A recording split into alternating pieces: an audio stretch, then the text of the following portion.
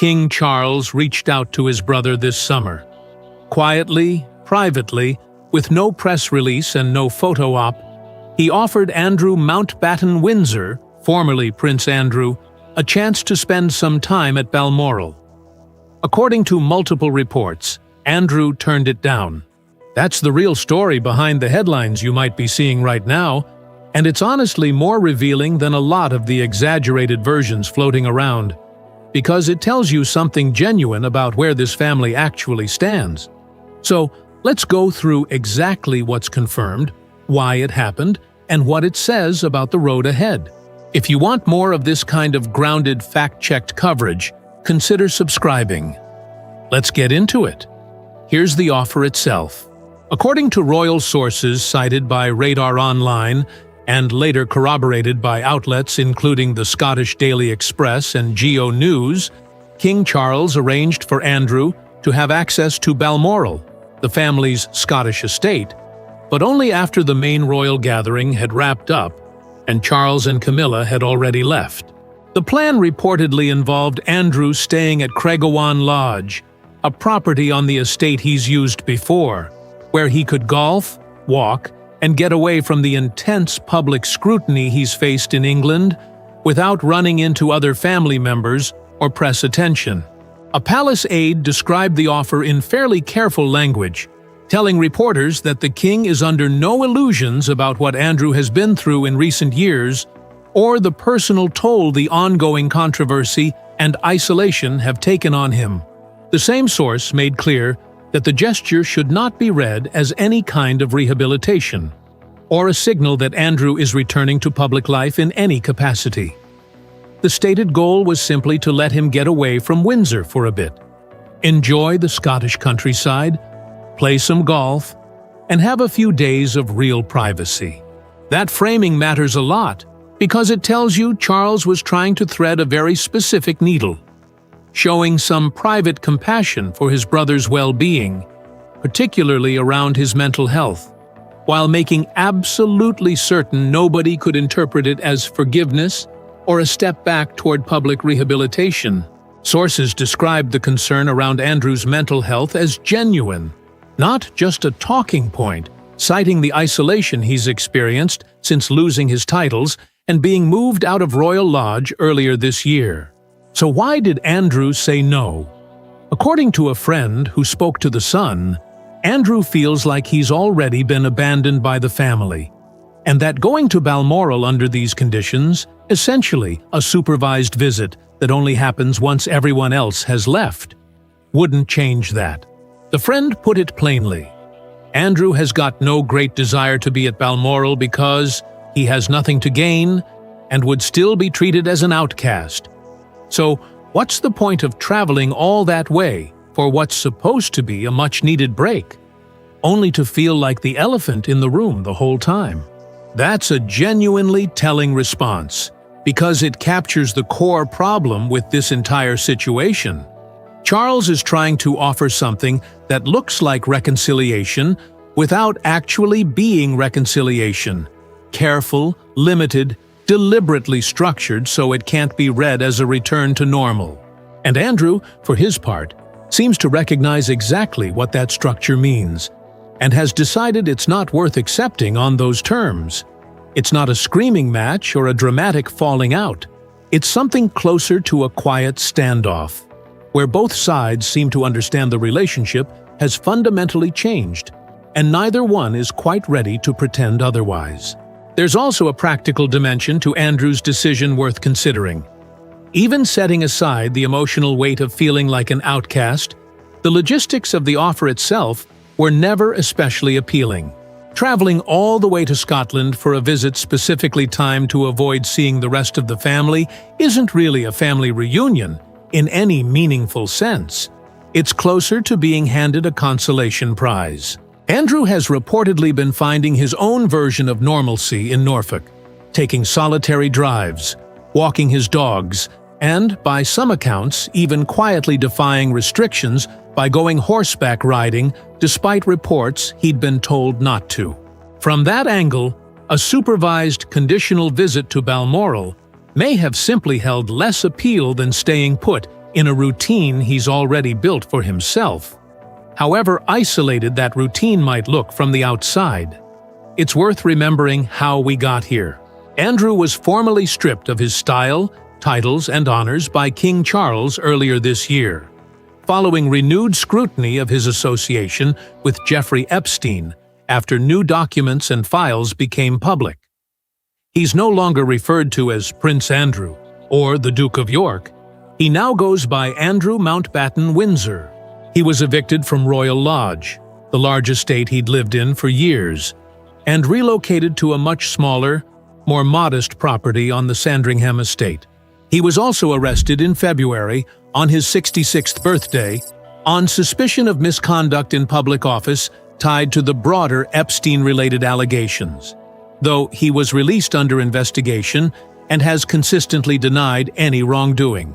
Since then, reports describe him as having largely settled into a quiet, isolated existence in Norfolk, going for solitary drives and dog walks, with very limited contact from the rest of the family. He's been effectively banned from major royal events, including Garter Day, and there had even been reporting earlier in the summer that he wasn't expected at Balmoral at all this year, with a source close to the king saying his presence around other royals would raise, in their words, considerable sensitivities. So the Balmoral offer, even with all its careful conditions, actually represents a modest shift from that earlier, harder line, which makes Andrew's decision to turn it down even more notable. There's also been continued friction over more mundane matters that add texture to the broader picture. Reports have described tension over the terms of Andrew's move out of Royal Lodge, including disputes about furnishings and refurbishments he wanted funded for his new residence at Marsh Farm, with one insider suggesting the king grew increasingly frustrated with what were seen as excessive requests, given the circumstances that led to Andrew losing his home in the first place. There have also been reports of Andrew continuing certain private habits, like hosting large shooting weekends with dozens of friends, that Charles has reportedly moved to restrict going forward. None of these are dramatic on their own, but taken together, they paint a picture of a relationship that's being managed through a long series of small, practical frictions rather than any single dramatic confrontation, which tracks with how this entire situation has unfolded gradually and mostly out of public view until individual details leak out. Now let's talk about Beatrice and Eugenie, because they're navigating a genuinely difficult position in the middle of all this. Both princesses have continued attending Balmoral for the main family gathering, alongside the rest of the working royals, even as reports have suggested Prince William would prefer to keep some distance between them and the family's central events, given the continued scrutiny around their father. That's a real tension for them. They're not accused of anything themselves, but they're inevitably caught in the fallout of a scandal that isn't theirs, having to balance their own relationships with both parents while the family works out, in real time, how much distance is appropriate. There's also a genuinely happy piece of news in the middle of all this tension. Princess Eugenie and her husband, Jack Brooks Bank, welcomed their third child together, a daughter, born on August 3rd, notably in Portugal rather than the UK, one of the rarer instances of a senior royal being born outside Britain. The baby is 15th in line to the throne. It remains unclear whether Eugenie plans to bring the newborn to meet her grandfather, Andrew, given reports that she's kept some distance from him amid the ongoing controversy. It's a small but meaningful detail, a brand new member of this family arriving right in the middle of one of its most difficult stretches, and nobody quite knows yet what role Andrew will get to play in her life. There's also a broader question worth sitting with here about how families in the public eye handle exactly this kind of rupture, because it's rarely as simple as choosing between full reconciliation and total estrangement. Most real relationships, royal or otherwise, exist somewhere in between, with degrees of contact, conditional trust, and boundaries that shift over time depending on circumstances. What's happening between Charles and Andrew right now looks a lot like that middle ground in action, not a complete cutoff, since the invitation itself proves Charles hasn't closed the door entirely, but also nowhere close to the kind of open, unguarded relationship they presumably had before any of this became public. Eugenie's daughter growing up will likely become one of the more human, ongoing measures of how that middle ground evolves. Whether Andrew gets folded back in gradually as a grandfather even if his broader public standing never recovers, or whether the distance that's defined this year becomes simply how things are from here on out. Here's where this story gets particularly interesting when you place it next to everything else happening in the family this year. We've covered before how Charles has been quietly rebuilding his relationship with Prince Harry, private visits, a reunion with his grandchildren at Highgrove, talk of increased trips back to the UK, and even discussion of Charles possibly attending the Invictus Games in Birmingham in 2027. That's a son who spent years publicly criticizing his family through a memoir, a Netflix documentary, and a string of television interviews. And Charles has still found a path toward rebuilding that connection, carefully and privately, but genuinely. With Andrew, the approach has been almost the opposite.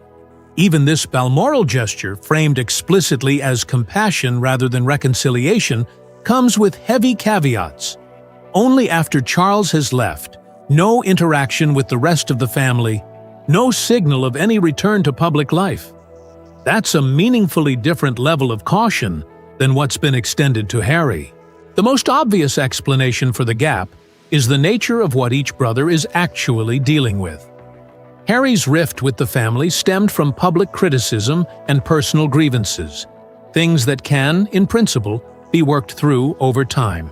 Andrew's situation involves serious allegations tied to a convicted sex offender and an active law enforcement investigation, something that carries real institutional risk if handled with any ambiguity at all. Charles appears to be treating the two situations according to those very different stakes: patient and private with Harry, cautious and heavily conditioned with Andrew, even when trying to express personal compassion for his brother. Let's talk briefly about where the investigation itself stands. Police have been assessing complaints related to Andrew's alleged conduct, including questions about whether he shared confidential material with Epstein while he was still an active member of the royal family. Buckingham Palace has stated that the king fully supports the investigative process and has said the law must be allowed to take its course. Andrew has consistently denied any wrongdoing throughout. This is still an active, ongoing situation rather than something that's been resolved. And it's the backdrop against which every one of these smaller family decisions, invitations, snubs, and living arrangements is playing out. It's worth being precise here about what's actually confirmed versus what remains uncertain, because this is exactly the kind of story where speculation tends to run ahead of the facts. What's confirmed? Andrew was arrested in February on suspicion of misconduct in public office. He was released under investigation rather than charged, and he has denied wrongdoing throughout. What remains uncertain: whether the investigation will ultimately lead to formal charges, what timeline authorities are working with, and how any outcome, whatever it turns out to be, might further affect his already diminished standing within the family. Anyone claiming to know for certain how this investigation will conclude is going well beyond what's actually been reported, and it's worth treating those kinds of confident predictions with real skepticism until there's an official update from the relevant authorities. Quick break. If you're finding this kind of grounded, fact-checked royal coverage useful, drop a comment letting me know if you'd rather see a deeper dive into the Andrew investigation specifically, or more coverage of the Charles-Harry relationship, and I'll prioritize whichever one gets more interest. Public reaction to all of this has been genuinely split, and it's worth understanding why, because it shapes how much room Charles actually has to maneuver here. On one side, there's real sympathy for Andrew's mental health and isolation. People who point out that regardless of what he's accused of, watching someone spiral into genuine isolation is difficult to witness.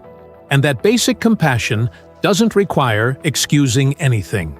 On the other side, there's considerable anger that any accommodation is being made for him at all, particularly from people who point to Epstein's victims and argue that concern for Andrew's comfort feels badly out of proportion given what survivors have gone through.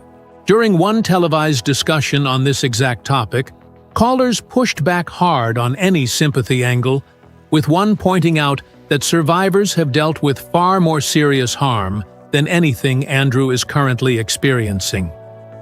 That divide is really the whole tension of this story, in miniature. Charles is trying to be a brother while also being a monarch, and those two roles are pulling him in different directions.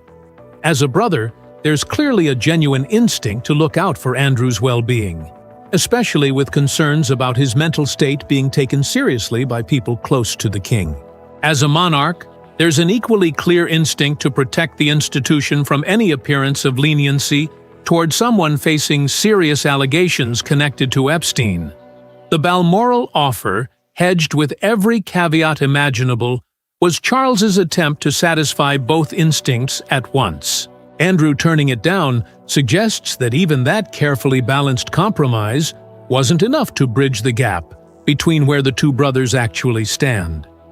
It's worth adding that this kind of tension isn't unique to Charles. It's a version of a problem every senior royal in this situation has faced, going back generations.